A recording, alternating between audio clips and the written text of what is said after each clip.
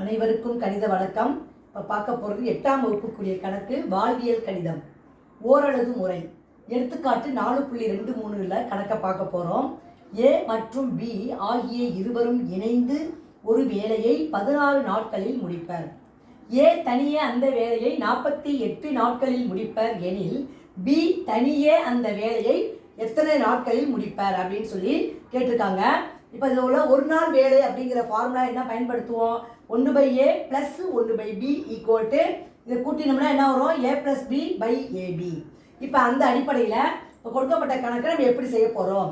a + b இன் ஒரு நாள் வேலை எவ்வளவு? ஒரு நாள் வேலை ஏவும் பியும் சேர்ந்து ஒரு நாள் வேலை என்பது 1/16 நாட்கள். அடுத்து a இன் ஒரு நாள் வேலை அது எவ்வளோன்னு பார்த்தீங்கன்னா 1/48 நாட்கள். இப்போ பியோட வேலையை கேட்குறப்ப அப்போ என்ன செய்வோம்?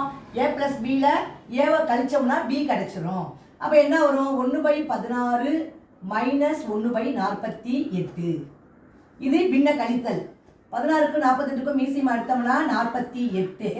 48ல் 16 3 தடவை இருக்குது. 3 மைனஸ் குறியிட்டு இருக்கு. 40 ஒரு வாட்டி இருக்கு. 1 பெருக்கினால் 1. இப்போ பார்த்தீங்கன்னா என்ன வந்துடும்? 3ல் 1 கழிச்சோம்னா 2/48. இதை சுருக்கலாம். 2 24 2 என்ன வரும்? 48. அப்போ ஆன்சர் என்ன வருது? 1/24 நாட்கள். அப்படின்னா பி தனியே அந்த வேலையை எத்தனை நாட்களில் முடிப்பார்?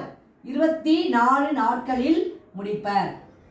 அப்போ ஆன்சர் இந்த கணக்குக்குரிய விடை 24 நாட்கள். புரிஞ்சுங்களா?